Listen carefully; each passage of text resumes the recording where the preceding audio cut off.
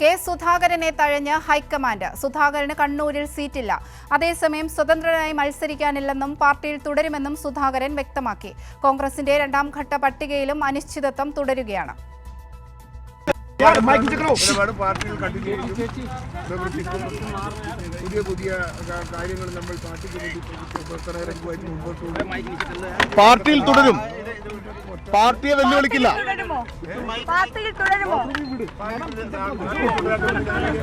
പാർട്ടിയിൽ തുടരും. സ്ഥാനാർത്ഥിത്വം നിഷേധിച്ചിരിക്കുകയാണല്ലോ. ഒന്നും മിണ്ടാതിരിക്കും. സുരേട്ട, താങ്കൾ സ്വതന്ത്രനായി മത്സരിക്കുമെന്നൊക്കെയുള്ള വാദങ്ങൾ കേൾക്കുന്നുണ്ട്, അതുള്ളതാണോ? ഇപ്പോൾ ദില്ലിയിൽ നിന്ന് വിഷ്ണു കൂടി ചേരുന്നുണ്ട്. വിഷ്ണു, ഒടുവിലേതായി മാരത്തോൺ ചർച്ചകൾക്കൊടുവിൽ സുധാകരന് കണ്ണൂരിൽ സീറ്റില്ല എന്ന് ഹൈക്കമാൻഡ് തീരുമാനം വന്നിരിക്കുകയാണ്.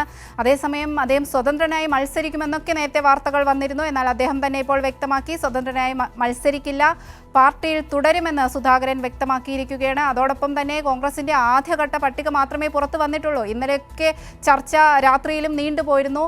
ഇന്നിപ്പോൾ രണ്ടാം ഘട്ട പട്ടികയും ഇതുവരെയും പുറത്തു വന്നിട്ടില്ല. കൂടുതൽ വിവരങ്ങൾ എന്തൊക്കെയാണ്? അവന്തിക, എന്തായാലും സുധാകരൻ ഇപ്പോൾ ഹൈക്കമാൻഡിന് വഴങ്ങിയിരിക്കുകയാണ്. കാരണം മത്സരിക്കാൻ സീറ്റ് ഉറപ്പിക്കുമെന്ന് വ്യക്തമാക്കിക്കൊണ്ടായിരുന്നു സുധാകരൻ ദില്ലിയിലേക്ക് വന്നത്. പക്ഷേ ഹൈക്കമാൻഡ് സുധാകരൻ്റെ ഒരു സമ്മർദ്ദത്തിനും വഴങ്ങാത്ത ഒരു സമീപനം തന്നെയാണ് ഹൈക്കമാൻഡിൻ്റെ ഭാഗത്തുനിന്നും ഉണ്ടായത്. എന്തായാലും ഇതിൻ്റെയൊക്കെ തന്നെ ഒടുവിൽ കഴിഞ്ഞ 2 ദിവസം വലിയ തരത്തിലുള്ള അഭ്യൂഹങ്ങൾ സുധാകരനുമായി ബന്ധപ്പെട്ട നിറങ്ങി നിന്നിരുന്നു. പ്രത്യേകിച്ച് സുധാകരൻ പാർട്ടി വിടും, സുധാകരൻ പാർട്ടി പിളർത്തി സ്വതന്ത്രമായി മത്സരിക്കുമെന്നതടക്കമുള്ള വാർത്തകളായിരുന്നു കഴിഞ്ഞ 2 ദിവസമായി നിറഞ്ഞു നിന്നത്. അതിൽ സുധാകരനും മത്സരിക്കുമെന്നുള്ള ചില സൂചനകൾ നൽകിയിരുന്നു. കേരള ഹൗസിൽ നിന്ന് ബാധ്യതാ സർട്ടിഫിക്കറ്റ് അടക്കം സുധാകരൻ വാങ്ങുകയും ചെയ്തിരുന്നു. എന്തായാലും സുധാകരൻ്റെ സമ്മർദ്ദ തന്ത്രങ്ങൾ ഒന്നും ഫലം കാണാതായതോടുകൂടിയാണ് സുധാകരൻ ഇപ്പോൾ ഹൈക്കമാൻഡിന് വഴങ്ങിക്കൊണ്ട് ഇപ്പോൾ നിരാശനായി ദില്ലിയിൽ നിന്നും മടങ്ങുന്നത്. ഏതായാലും ദില്ലിയിൽ നിന്നും മടങ്ങിയ സുധാകരൻ ഇപ്പോൾ വ്യക്തമാക്കിയിരിക്കുന്നത് ആദ്യം സുധാകരൻ പാർട്ടി വിടില്ല എന്നതാണ്, സ്വതന്ത്രനായി മത്സരിക്കില്ല എന്നും പറയുന്നുണ്ട്. പക്ഷേ അപ്പോൾ പോലും തെരഞ്ഞെടുപ്പിൽ മത്സരിക്കാനുള്ള ആഗ്രഹം സുധാകരൻ വീണ്ടും പ്രകടമാക്കിയിട്ടുണ്ട്. അതായത് സുധാകരൻ പറയുന്നത് തനിക്ക് എല്ലായിടത്തും ആളുകളുണ്ട്, പാർട്ടി അംഗീകരിച്ചു കഴിഞ്ഞാൽ താൻ തെരഞ്ഞെടുപ്പിൽ മത്സരിക്കുമെന്ന ഒരു കാര്യം സുധാകരൻ ഇന്ന് വീണ്ടും ആഗ്രഹിച്ചിട്ടുണ്ട്. എന്തായാലും അത്തരത്തിൽ സുധാകരന് മത്സരിക്കാൻ സീറ്റ് നൽകേണ്ട, അല്ലെങ്കിൽ സുധാകരൻ്റെ സമ്മർദ്ദത്തിന് വഴങ്ങേണ്ട എന്ന ഹൈക്കമാൻഡ് തീരുമാനം തന്നെയാണ് ഇപ്പോൾ വിജയിച്ചു നിൽക്കുന്നത്. എന്തായാലും കണ്ണൂരിൽ സുധാകരന് സീറ്റില്ല, പകരം ടി മോഹനായിരിക്കും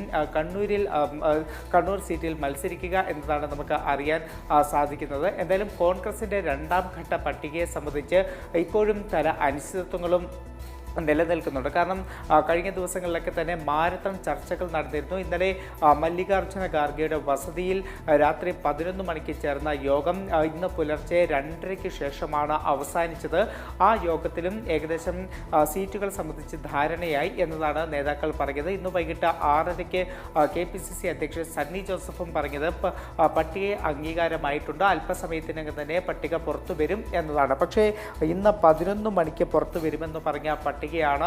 ആ പട്ടിക ഇപ്പോൾ 9 മണി കഴിഞ്ഞിട്ടും ഇതുവരെ കോൺഗ്രസിന്റെ രണ്ടാം ഘട്ട സ്ഥാനാർത്ഥി പട്ടിക പ്രസിദ്ധീകരിക്കാൻ കഴിയാതെ അതിൽ ഇപ്പോഴും ഒരു അനിശ്ചിതത്വം തുടരുകയാണ്. അവന്തിക. ശരി, വിഷ്ണുവാണ് ദില്ലിയിൽ നിന്ന് വിവരങ്ങൾ നൽകിയത്. സുധാകരന് കണ്ണൂരിൽ സീറ്റില്ല, അതേസമയം സ്വതന്ത്രനായി മത്സരിക്കാനില്ലെന്നും പാർട്ടിയിൽ തന്നെ തുടരുമെന്നും സുധാകരൻ വ്യക്തമാക്കിയിട്ടുണ്ട്. അതോടൊപ്പം തന്നെ കോൺഗ്രസിന്റെ രണ്ടാം ഘട്ട പട്ടികയിലും അനിശ്ചിതത്വം തുടരുകയാണ്. ഇത്രയും നേരമായിട്ടും രണ്ടാം ഘട്ട പട്ടിക കോൺഗ്രസ് പുറത്തുവിട്ടിട്ടില്ല. ഇപ്പോഴും ചർച്ചകൾ തുടരുകയാണ്.